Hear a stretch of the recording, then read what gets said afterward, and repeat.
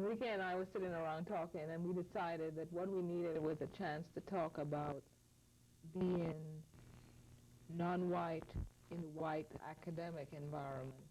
And we came up, how did we come up with the name? I don't know, man. We were like... Noises in the Attic. We said we like noises I think you in came the up with attic. it, but it was like both of us. Because of the way the conversation was flowing. Yeah, we were talking about, I think I was describing being in a classroom with a professor, and the Eurocentric discourse or theory or whatever kind of just rendered me invisible. I felt like I'm invisible, you know? And then if I open my mouth, then it's sort of like it's an act of criminality. So if I sit there, I'm invisible. If I open my mouth, I'm a criminal. And so there's like those two aspects that we were talking about. And so we were just, I think you were the one who said, when you're just sitting there, we're invisible, but we're just like noises in the attic. That is exactly the experience I was sharing with a group of people in an advanced qualitative class last week, and I was telling Deepak about how emotional I was in describing to this group of people that when I opened this book that talks about other, the colonizer's gaze, I'm talking about myself. It's a collection of people's thoughts about people like me. And so it's extremely uncomfortable to think that I'm studying a methodology that puts me at 3 removed. Right.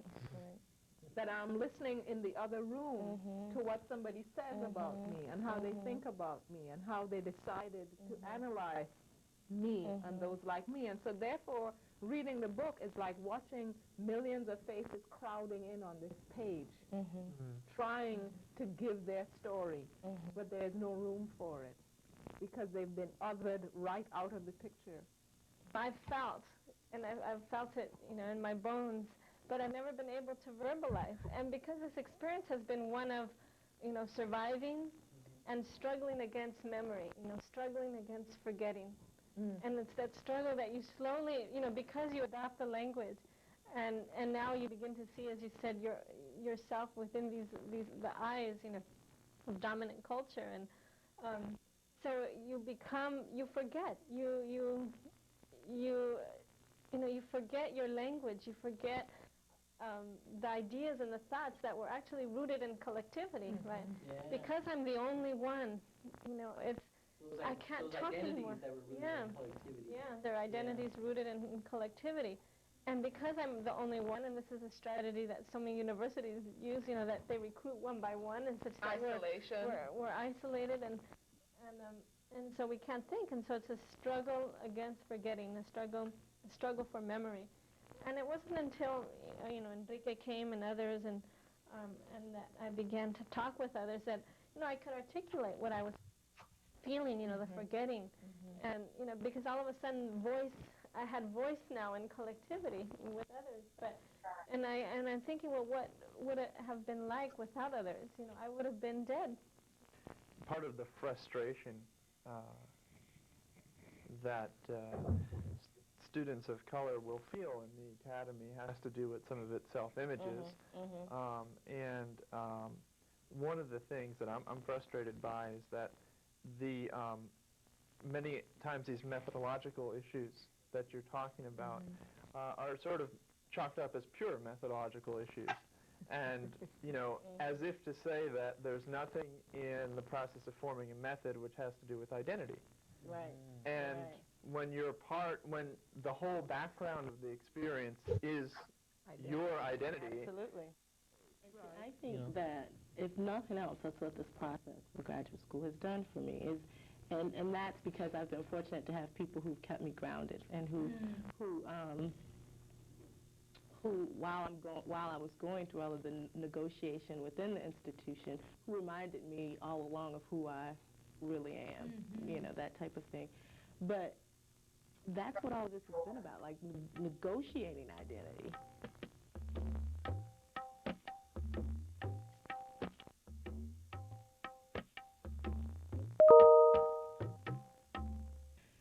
family scrapbook being the knowledge and information of the academy. And so when you said Noises in the Attic, I thought about the scrapbook, and if you were a stepchild or a foster child, you wouldn't be in the attic. You'd be in the attic. What disturbed me that the time when I came up with that image of the scrapbook was the fact that, like I explained to that group of people, in my scrapbook, I have white and non-white extensions of the family tree. So it's not one. Right. It's not monocultural. But the impression that you are made to accept in general when you're going through the school system is that other people's albums are only one. They're monocultural. They don't have other in there. And so when they come to the table to discuss with you about what a family album's like, they only want to talk about it in terms of what their understanding of a family album is like. And so your discussion and you're trying to integrate the fact that an album can have this whole range, you know, that everyone doesn't look the same, everyone doesn't talk the same, everyone doesn't come with the same background, but they still belong to the family. There's no space for that discussion. That's when you start feeling invisible or like the noise in the attic. Because so we're kind of caught in between, because I know, like, being in the classroom, if you just sit there, obviously, you know, you're rendered, again, the Eurocentric discourse renders us invisible. If you say something, then maybe your window to the exotic. It's a question that, not so much that someone would attack you for doing it, or even may even say it's well done. Right. It's just irrelevant. Right. Absolutely. You know, it's just the experience of that, of, you know, the university, of being, you know, university sanctioned to now produce knowledge. But that knowledge has to be part of the white man's scrapbook, right?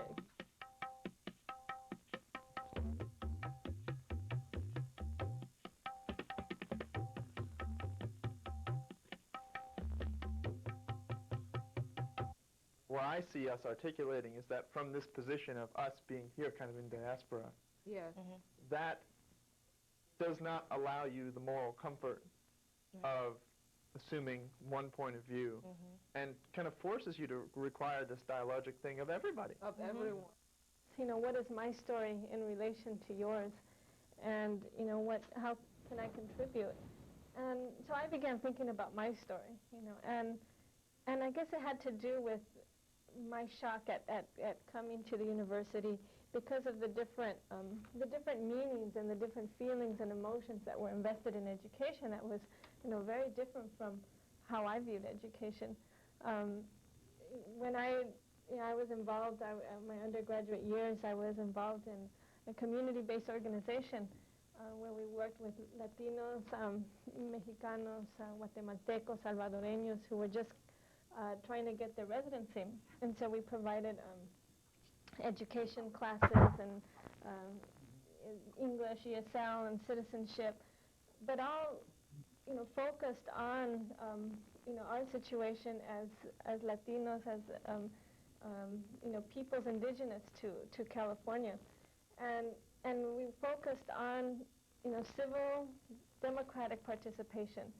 You know, and so education took on a different meaning. Education meant, you know, we were learning English. You know, we were engaging in, you know, these classes, so that we were able to participate in democracy. You know, and to carry those principles out in terms of protesting against agencies and institutions that impinged on our rights. And so it was education for social justice, is what it was. Within the institution, we have to perform a political identity, you know, and develop our political identities within the institution. You know, and part of that is, like, for me,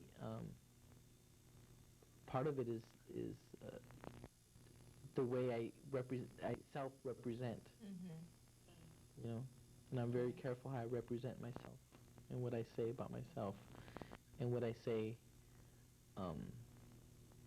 I don't know, it's hard to describe it, other than that you have to be, you can't just be totally comfortable. For some reason, I still don't feel totally comfortable. You would figure at this point, all three of us are like this close to getting our PhDs. You'd figure at this point we'd be really comfortable, yet I think that would be something is terribly telling us dangerous. not. That would be terribly dangerous. That would be taking the whole living room design and furniture to be so much ours and to be so comfortable in it that we've forgotten that we came in there as visitors to that setting, Yeah. and that the china and the silver are not our daily, everyday utensils, and to take on a whole persona that excludes all the other stuff that we've brought with us. Yeah, No? see, so there's just a sense there that I'm not, a sense of not being totally comfortable. Interesting. Of not making it. But you're also not allowed to feel totally comfortable. You're also kept balancing on one foot because it keeps asking you the question, are you in or are you out? Have you bought our thing or are you still questioning it? It keeps you on that line, thin line. I think there's people who've successfully been able to kind of whitewash themselves and get in there.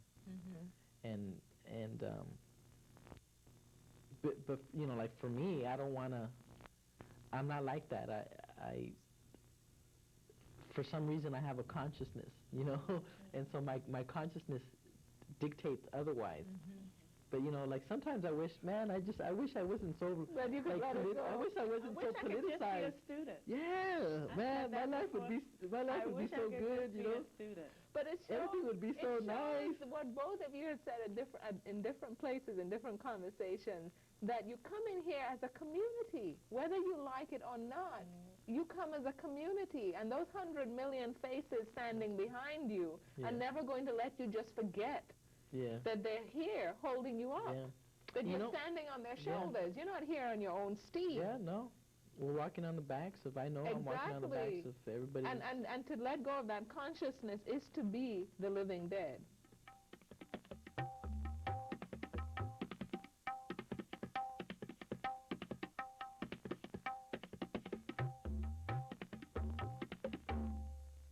I think many people of our generation, I guess that's the first generation born here, have been frustrated with the extent to which they've been failed to be cultural transmitters, or that they haven't given us enough or something like that. Right.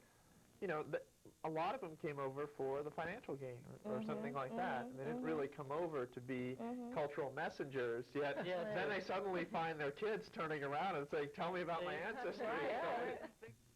On one hand, I don't want to be too essentialistic, like, I speak for all Chicanos and whatever. But, I know Spivak has a term that she's called strategic essentialism. That sometimes we have to essentialize because we're the one for every 1 million who's not here. And so we have to, it's not us, but we represent millions of people. It's interesting. Your image just made me think about something that I wrote recently. In writing letters, I've been writing letters to help me get through my dissertation. And I write this letter to a friend and I say, I'm forced to speak about the experience about African American women, but I can't discuss my mom's experiences. I can't discuss my grandmother's experiences. Then I say, do you think my presence signifies to them that something's missing? To be, I guess, sarcastic, if you will, but I don't think that they recognize that in your essentializing that those million voices are missing, unfortunately. Yeah, well, I think we're surrounded by arrogance. Yeah, definitely. And so the discourse is arrogant. And so what do you do when you're like trying to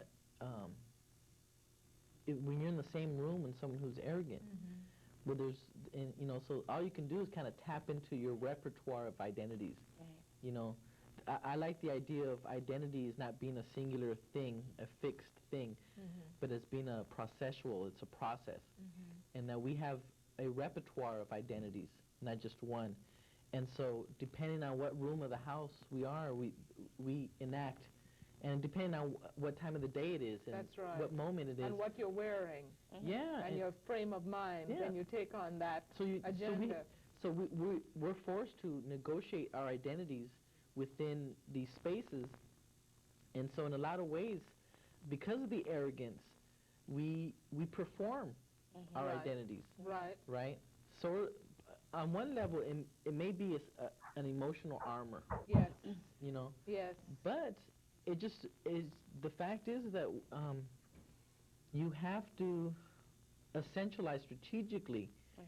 But I always ask myself, well, do they even think I'm essentializing? Because to say that you're essentializing the experience is to recognize that there are There's these a whole multiple body of people experiences. behind you. Yeah. Right. And a lot of times I feel like they're looking at me and they don't recognize all They of see the only history. you. They just see me.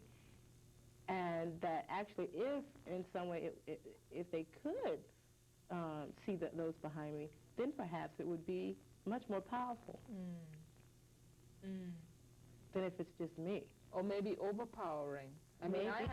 have the opinion that to see those millions in our faces would be such an overpowering experience that the person would shut down completely.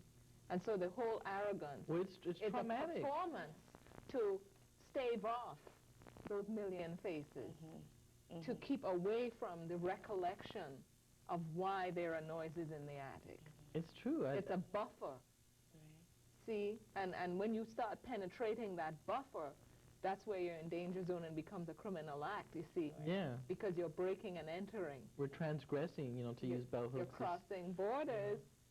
I love to share this experiences because, again, in writing these letters, I think about how real these experiences are and how they've been acted out in so many different ways over the past 4 years. And in teaching a course, I had, and Enrique was in this course, my team title was Sofia. We had a student one night who just lost it. And he was very upset. This is a young white man who was reacting to being accosted by 2 black men, but I think that in reality he was reacting to the class. The night that he came to class, it was like 3 or 4 days after his experience. I wasn't there that night. You That's weren't, right. oh, Enrique wasn't there that night. But he came into the class and he used that particular incident to denounce the class.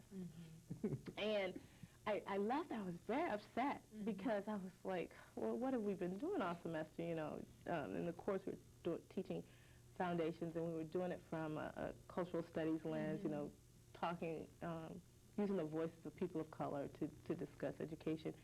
And I realized that he wasn't so upset about being threatened that weekend as he was about being threatened with this new information. You know, like what? Okay, like he really didn't know what to do with the information, okay? And then this incident happens.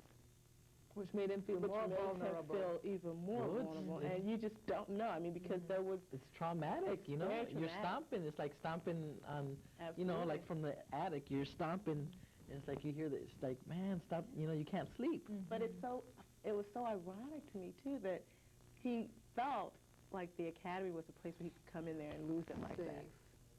Right. You know, because, and I kept thinking, you know, I've been that angry before in classrooms, and I've never been able to feel so comfortable in a classroom where I could explode like that and just take over the classroom.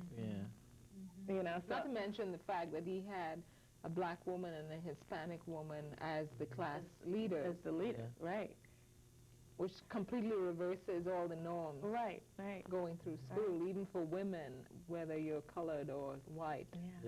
But he felt safe enough in that classroom to cut loose. And I thought that was very interesting. A, that he didn't like the borders changing, and B, that the classroom was his.